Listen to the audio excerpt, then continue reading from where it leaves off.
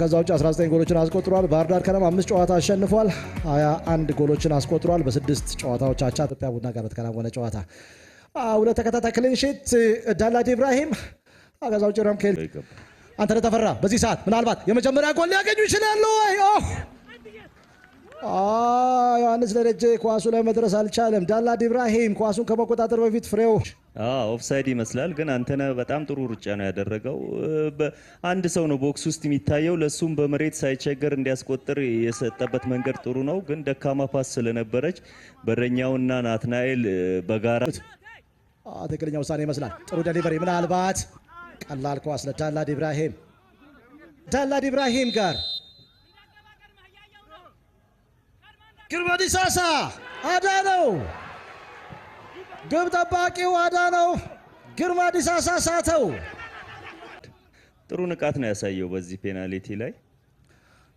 የግርማ ዲሳሳ ቴክኒክ መጥፎ አልነበረም፣ ግን አማራጮችን እየተመለከተ ነው የሚገኘው። ምናልባት በዚህ ሰዓት ዮሐንስ ደረጀ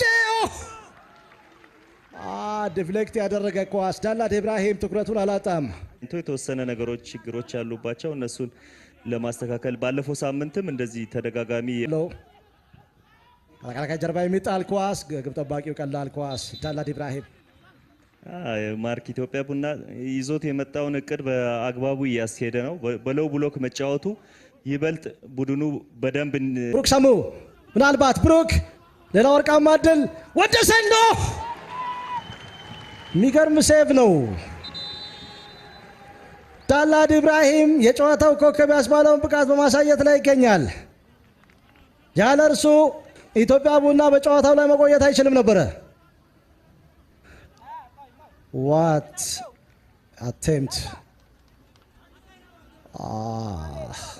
ምን አይነት ቴክኒክ ነው! በጣም የሚገርም ቴክኒክ ነው። ዳናልድ ጥሩ በረኛ ነው። ጥሩ ዲስታንስ ላይ ነው ያለው።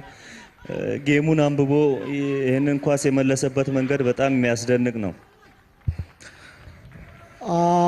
ሚኪያስ በጣሶና እንደዚሁም ደግሞ አማኑኤል አድማሱ ሜዳውን ለቀው ወጥተዋል። በዚህ ሰዓት ግርማ ዲሳሳ እንዲህ ሁኔታ ትኩረትን ይስባል። ባህር ዳር በሶስት ተከላካዮች መጠቀም ጀምረዋል። ያንንም ተንተርሶ ግርማ የዊንግ ባክ የቀኙን መስመር ይዞ ሞር እያጠና በዚህ ሰዓት አየር ላይ ኳስ ፍልሚያ ምናልባት ዳላድ ኢብራሂም ሶስተኛ ተከታታይ ክሊን ሺት ፍለጋ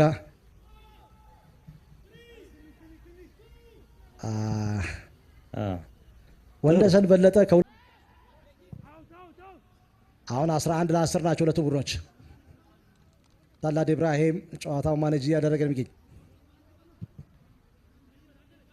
የበለጠ ታርጌት እያደረገ የሚገኝ ካሳ አራጌ ቡድን ውስጥ 2013 ሁለቱ ቡድኖች በደርሶ መልስ 2-2 በሆናቸው ውጤት ሲለያዩ የኢትዮጵያ ቡና ተጫዋች እንደነበር ይታወቃል። በጅማ ዩኒቨርሲቲ ስታዲየም እና እዚህ ሜዳ ላይ በጣሶ በፍቃዱ ዳላድ ሁለተኛ ዓመቱ ላይ ይገኛል። ከኢትዮጵያ ቡና ጋር በሚገባ ተላምደዋል። ሃሪክሰን ሄሱ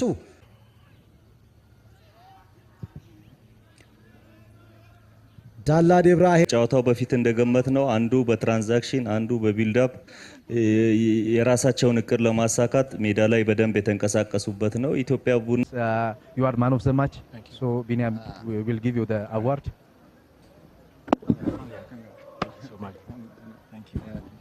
Congratulations. Thank you. Now I will dedicate this award to my family.